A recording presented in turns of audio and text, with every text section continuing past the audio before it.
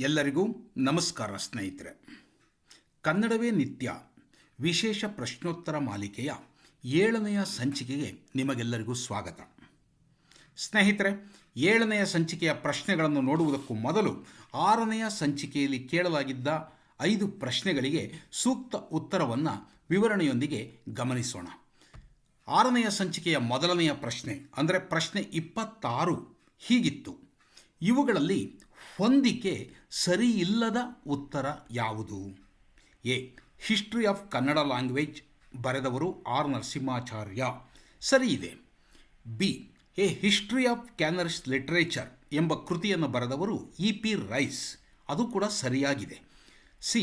Grammar of the Karnataka language ಎಂಬ ಕೃತಿಯನ್ನು ಬರೆದವರು ಇಲ್ಲಿ ವಿಲಿಯಂ ಕೇರಿ ಎಂದು ಕೊಡಲಾಗಿದೆ, ಇದು ತಪ್ಪು. Grammar of the Karnataka language ಎಂಬ ಕೃತಿಯನ್ನು ಬರೆದವರು ಜಾನ್ ಮೆಕೆರೆಲ್ ಎನ್ನುವಂತಹ ವಿದ್ವಾಂಸರು. ಹಾಗಾಗಿ ಆಯ್ಕೆ ಸಿ ತಪ್ಪಾಗಿರುವುದರಿಂದ ನಾವು ಸರಿಯಾದ ಹೊಂದಿಕೆ ಅಲ್ಲ ಎಂಬುದಾಗಿ ಗುರುತಿಸಬೇಕಾಗ್ತದೆ. ವಿಲಿಯಂ ಕೇರಿ ಅಂದರೆ ಡಬ್ಲ್ಯೂ ಕೇರಿ ಎಂದು ಕೊಡಲಾಗಿದೆ. ವಿಲಿಯಂ ಕೇರಿ ಅವರು ಕೂಡ ಗ್ರಾಮರ್ ಬಗ್ಗೆ ಬರೆದಿದ್ದಾರೆ, ಆದರೆ ಅವರು ಬರೆದಿರುವ ಕೃತಿಯ ಹೆಸರು A grammar of the Karnataka language ಎಂಬ ಕೃತಿಯಾಗಿದೆ.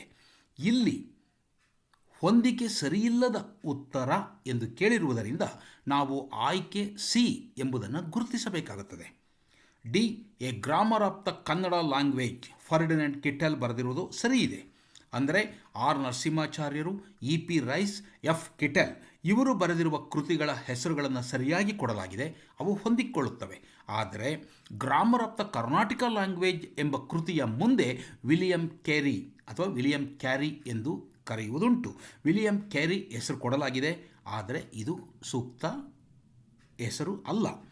ಆ grammar of the Karnataka language ಎಂಬ ಕೃತಿಯ ಕರ್ತೃ ಜಾನ್ ಮೆಕೆರೆಲ್ ಎಂಬುದು ನೆನಪಿರಬೇಕು. ವಿಲಿಯಂ ಕೇರಿ ಬರೆದ ಕೃತಿ A grammar of the Karnataka language ಎಂಬುದು ನಮಗೆ ನೆನಪಿರಲಿ. ಸ್ನೇಹಿತರೆ, 27ನೆಯ ಪ್ರಶ್ನೆಯನ್ನು ಗಮನಿಸೋಣ. ಅಕಾರಾದಿಕ್ರಮದಲ್ಲಿ ಸರಿಯಾಗಿರುವುದು ಯಾವುದು ಎಂದು ಕೊಡಲಾಗಿದೆ. ಇಲ್ಲಿ ನಾವು ನಮ್ಮ ಕನ್ನಡದ ಅಕ್ಷರಗಳ ನೆನಪನ್ನು ಮಾಡಿಕೋಬೇಕಾಗ್ತದೆ. ಜನ್ನ, ಪೊನ್ನ, ರನ್ನ, ಚಾವುಂಡರಾಯ ಎಂದಾಗ ಯಾವ ಅಕ್ಷರ ನಮ್ಮ ಕನ್ನಡದ ವರ್ಣಮಾಲೆಯಲ್ಲಿ ಮೊದಲು ಬರುತ್ತದೆ ಎಂಬುದನ್ನು ನಾವು ನೆನಪಿಸಿಕೊಳ್ಬೇಕಾಗ್ತದೆ. ಜಕಾರ, ಪಕಾರ, ರ ಮತ್ತು ಚ ಇದೆ ಇಲ್ಲಿ. ಜನ್ನ, ಪೊನ್ನ, ರನ್ನ, ಚಾವುಂಡರಾಯ. ಜಕಾರದ ನಂತರ ಪಕಾರ ಆಗಬಹುದು, ಆದರೆ ರಕಾರ ಅದು ಆಗಬಹುದು. ಆದರೆ ಚಾವುಂಡರಾಯ ಎಂದಾಗ ಚಕಾರ ಕೊನೆಗೆ ಬರುವುದಿಲ್ಲ, ಹಾಗಾಗಿ ಈ ಎ ಉತ್ತರ ಸರಿಯಾಗುವುದಿಲ್ಲ. ಪೊನ್ನ, ಜನ್ನ, ಚಾವುಂಡರಾಯ, ರನ್ನ ಪಕಾರದ ನಂತರ ಜಕಾರ ಕೊಟ್ಟಿರೋದ್ರಿಂದ ಇದು ಕೂಡ ಸರಿಯಾದ ಉತ್ತರ ಅಲ್ಲ ಎಂಬುದು ನಮಗೆ ಮೇಲ್ನೋಟಕ್ಕೆ ಗೊತ್ತಾಗಿ ಬಿಡುತ್ತದೆ. ಈ ಅಕಾರಾದಿಕ್ರಮವನ್ನು ಗುರುತಿಸುವಾಗ ಸರಿಯಾಗಿ ನಾವು ಕಾಗುಣಿತಗಳನ್ನು ನೆನಪಿಸಿಕೊಳ್ಬೇಕಾಗ್ತದೆ. ಪಕಾರದ ನಂತರ ಜಕಾರ ಬರೋದಿಲ್ಲ, ಜಕಾರದ ನಂತರ ಚಕಾರ ಬರೋದಿಲ್ಲ. ಹಾಗಾಗಿ ಈ ಕೊಟ್ಟಿರುವಂಥ ಪೊನ್ನ, ಜನ್ನ, ಚಾವುಂಡರಾಯ, ರನ್ನ ಎಂಬುದು ತಪ್ಪು ಉತ್ತರ ಆಗ್ತದೆ. ಆಯ್ಕೆ ಸಿ ಗಮನಿಸಿದಾಗ ಚಾವುಂಡರಾಯ, ಜನ್ನ, ಪೊನ್ನ, ರನ್ನ ಇಲ್ಲಿ ಸರಿಯಾಗಿದೆ. ಮೊದಲು ಚಕಾರ ಬರುತ್ತದೆ, ಆಮೇಲೆ ಜಕಾರ, ಆಮೇಲೆ ಪಕಾರ, ಆನಂತರ ಬರುವುದು ರಕಾರ. ಹಾಗಾಗಿ ಚಾವುಂಡರಾಯ, ಜನ್ನ, ಪೊನ್ನ, ರನ್ನ ಇಲ್ಲಿ ಅಕಾರಾದಿಕ್ರಮದಲ್ಲಿ ಸರಿಯಾಗಿರುವುದು ಸಿ. ಆಯ್ಕೆ ಸಿ ಎಂಬುದು ನಮಗೆ ಸ್ಪಷ್ಟವಾಗಬೇಕು. ಆಯ್ಕೆ ಡಿನಲ್ಲಿ ಪೊನ್ನ, ರನ್ನ, ಚಾವುಂಡರಾಯ, ಜನ್ನ ಎಂದು ಕೊಡಲಾಗಿದೆ. ಅಲ್ಲಿ ಪಕಾರದ ನಂತರ ರಕಾರ ಬರುವುದು ಸರಿ, ಆದರೆ ಅದರ ಬಳಿಕ ಚಕಾರ ಮತ್ತು ಜಕಾರಗಳ ಪದಗಳನ್ನು ಕೊಟ್ಟಿರುವುದರಿಂದ ಅದು ತಪ್ಪಾಗುತ್ತದೆ. ನಾವು ಇಲ್ಲಿ ಗುರುತಿಸಬೇಕಾಗಿದ್ದು ಪ್ರಶ್ನೆ 27ಕ್ಕೆ ಆಯ್ಕೆ ಸಿ. ಅಕಾರಾದಿಕ್ರಮದಲ್ಲಿ ಗುರುತಿಸುವುದನ್ನು ಕೂಡ ನಾವು ರೂಢಿಸಿಕೊಳ್ಳಬೇಕಾಗ್ತದೆ. ಏಕೆಂದರೆ ಇತ್ತೀಚಿನ ಪ್ರಶ್ನೆ ಪತ್ರಿಕೆಗಳಲ್ಲಿ ಕಾಲಾನುಕ್ರಮವನ್ನು ಕೇಳುವುದರ ಬದಲು ಅಕಾರಾದಿಕ್ರಮದಲ್ಲಿ ಗುರುತಿಸುವುದನ್ನು ಕೂಡ ಕೇಳುತ್ತಿದ್ದಾರೆ. ಅದು ಹೊಸಗನ್ನಡ ಆಗಿರಲಿ, ನಡುಗನ್ನಡ ಆಗಿರಲಿ, ಹಳೆಗನ್ನಡದ ಕವಿಗಳಾಗಿರಲಿ, ಅವುಗಳನ್ನು ನಾವು ಸರಿಯಾದ ಕ್ರಮದಲ್ಲಿ ಗುರುತಿಸುವುದನ್ನು ಕಲಿಯಬೇಕಾಗುತ್ತದೆ. ಸ್ನೇಹಿತರೆ, ಪ್ರಶ್ನೆ 27ಕ್ಕೆ ಆಯ್ಕೆ ಸಿ. ಪ್ರಶ್ನೆ 28 ಅರ್ಥ ಹೊಂದಾಣಿಕೆ ಇಲ್ಲದ ಜೋಡಿ. ಎ. ಆಧಿ, ರೋಗ. ಸರಿ ಇದೆ, ಅರ್ಥ ಸರಿ ಇದೆ. ಆಧಿ ಮಹಾಪ್ರಾಣ ಧಿ ಇದೆ. ಆಧಿ ಎಂದರೆ ಕಾಯಿಲೆ, ರುಜಿನ, ರೋಗ ಎಂಬ ಅರ್ಥ ಇದೆ. ಅಂಬು ಎಂದರೆ ನೀರು ಎಂಬ ಅರ್ಥವೂ ಇದೆ. ಅಂಬು ಎಂದರೆ ಬಾಣ ಎಂಬ ಅರ್ಥ ಬೇರೆ ಇದೆ. ಇಲ್ಲಿ ಕೊಟ್ಟಿರುವಂತೆ ಆಧಿ ಎಂದರೆ ರೋಗ, ಅಂಬು ಎಂಬ ಪದಕ್ಕೆ ನೀರು ಸರಿಯಾಗಿಯೇ ಇದೆ. ಸಮಾನ ಅರ್ಥಗಳನ್ನು ಕೊಡಲಾಗಿದೆ. ಹಾಗಾಗಿ ಇಲ್ಲಿ ಹೊಂದಾಣಿಕೆ ಆಗ್ತಾ ಇರೋದರಿಂದ ನಾವು ಹೊಂದಾಣಿಕೆ ಇಲ್ಲದ ಜೋಡಿಯನ್ನು ಗುರುತಿಸಬೇಕಾಗಿದೆ. ಪಂಕ ಕೆಸರು ಸರಿಯಾಗಿದೆ. ಆದರೆ ಮುಂದಿನ ಪದ ಮಕರ ಎಂಬುದರ ಸಮಾನ ಅರ್ಥ ಮೊಸಳೆ ಎಂದಿರಬೇಕು. ಆದರೆ ಇಲ್ಲಿ ಮಕರ ಎಂಬುದಕ್ಕೆ ಕುರಿ ಎಂದು ಕೊಡಲಾಗಿದೆ. ವಿದ್ಯಾರ್ಥಿಗಳು ಯಾವುದೇ ಗೊಂದಲಕ್ಕೆ ಇಲ್ಲಿ ಒಳಗಾಗಬಾರದು. ಪಂಕ ಕೆಸರು ಒಂದು ಪದ ಸರಿ ಇದೆ, ಆದರೆ ಎರಡನೆಯ ಪದ ಕೊಟ್ಟಾಗ ಮಕರ ಎಂದರೆ ಮೊಸಳೆ ಎಂಬ ಅರ್ಥ ಇದೆ. ಇಲ್ಲಿ ಕುರಿ ಎಂದು ಕೊಟ್ಟಿರುವುದರಿಂದ ಇದು ಹೊಂದಾಣಿಕೆ ಆಗ್ತಾ ಇಲ್ಲ. ತಪ್ಪು ಉತ್ತರವನ್ನು ಕೊಡಲಾಗಿದೆ. ಇನ್ನುಳಿದ ಆಯ್ಕೆಗಳನ್ನು ಗಮನಿಸಿದರೆ ಸಿ ಆದಿ ಮೊದಲು ಸರಿ ಇದೆ. ಸಮಯ ಅಂದರೆ ನಾವೆಲ್ಲ ಇವತ್ತು ಸಮಯ ಅಂದರೆ ಕಾಲ, ವೇಳೆ ಎಂಬ ಅರ್ಥದಲ್ಲಿ ಬಳಸುತ್ತಿದ್ದೇವಾದರೂ ಸಮಯ ಎಂಬ ಪದದ ಮೂಲ ಅರ್ಥ ಧರ್ಮ. ನಾವೆಲ್ಲ ಕೇಳಿದ್ದೇವೆ ಕನ್ನಡದಲ್ಲಿ ಒಂದು ಕೃತಿಯನ್ನು, ಸಮಯ ಪರೀಕ್ಷೆ ಅಂದರೆ ಅಲ್ಲಿ ಧರ್ಮ ಎಂಬ ಅರ್ಥದಲ್ಲಿಯೇ ಬಳಸುವುದು. ಜಿನ ಸಮಯ ಬಳಸ್ತೀವಲ್ಲ, ಜಿನ ಸಮಯ ಅಂದರೆ ಜೈನ ಧರ್ಮ, ಸಮಯ ಅಂದರೆ ಧರ್ಮ. ಇಲ್ಲಿ ಸರಿಯಾಗಿ ಅರ್ಥವನ್ನು ಕೊಡಲಾಗಿದೆ. ಆಯ್ಕೆ ಸಿ ಕೂಡ ಹೊಂದಾಣಿಕೆಯ ಅರ್ಥಗಳಿರೋದರಿಂದ ಉತ್ತರ ಅದಾಗುವುದಿಲ್ಲ. ಆದಿ ಮೊದಲು ಸರಿ ಇದೆ, ಸಮಯ ಧರ್ಮ ಸರಿ ಇದೆ. ಡಿ ಕಮಲೋದ್ಭವ ನಮಗೆ ಗೊತ್ತಾಗ್ತದೆ. ಕಮಲದಲ್ಲಿ ಭವಿಸಿದವನು, ಉದ್ಭವವಾದವನು ಬ್ರಹ್ಮ.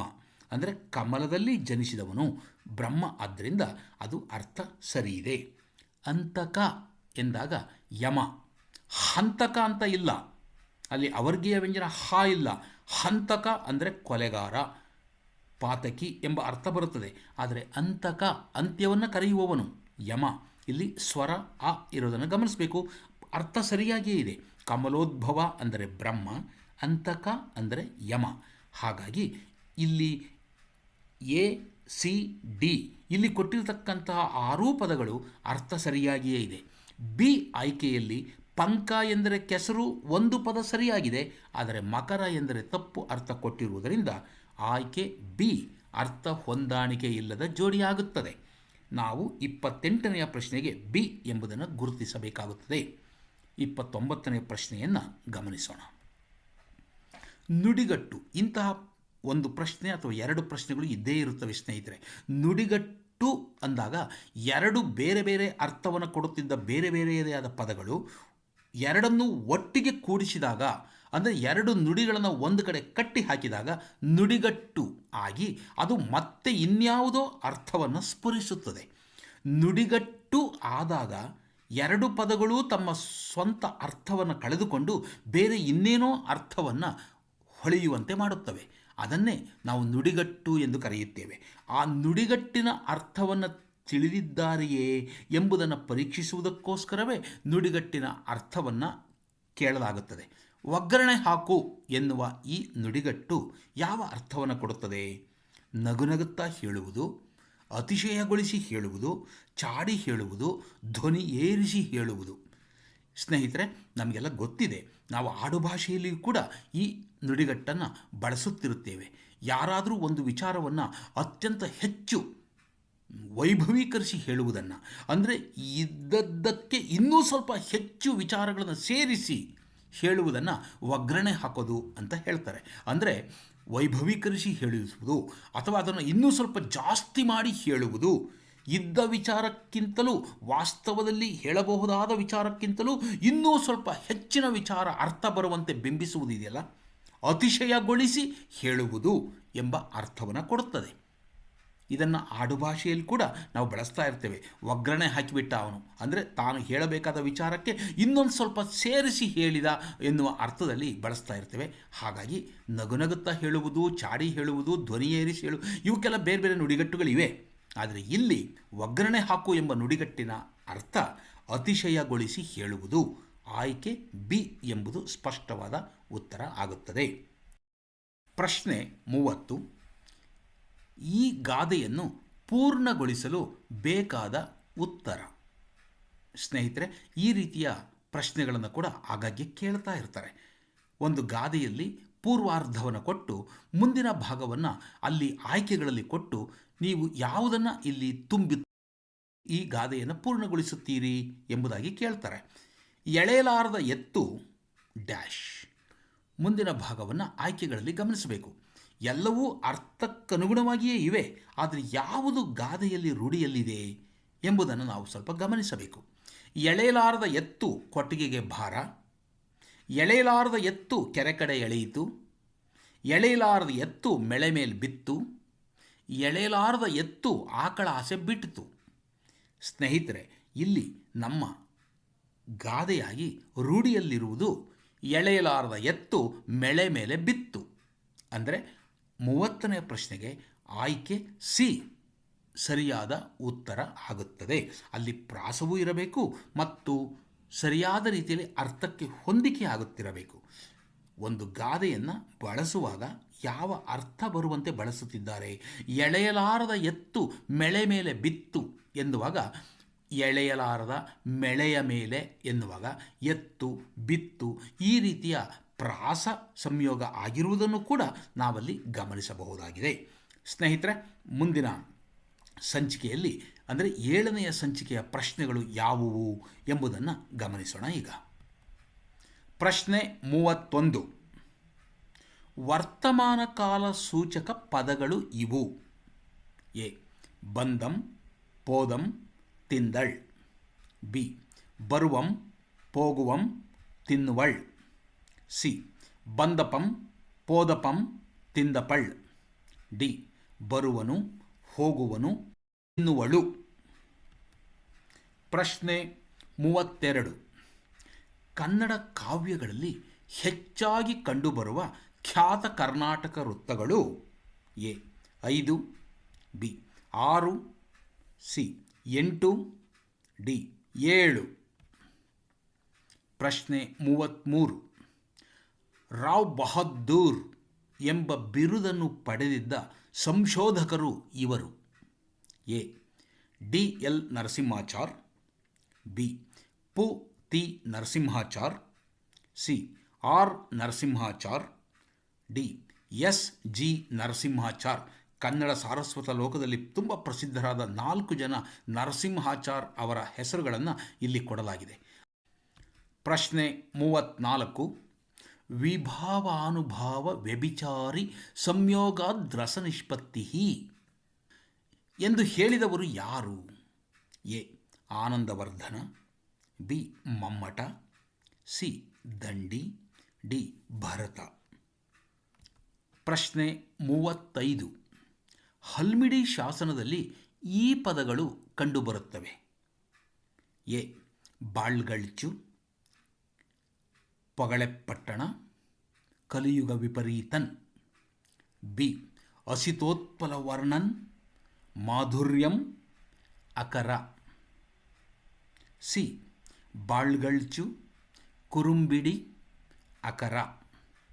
ಡಿ ಸಳ್ಬಂಗದರ್, ಪೆತ್ತಜಯನ್, ಮೇಣ್ ಸತ್ತರ್ ಅವಿಚಾರಿಗಳ್.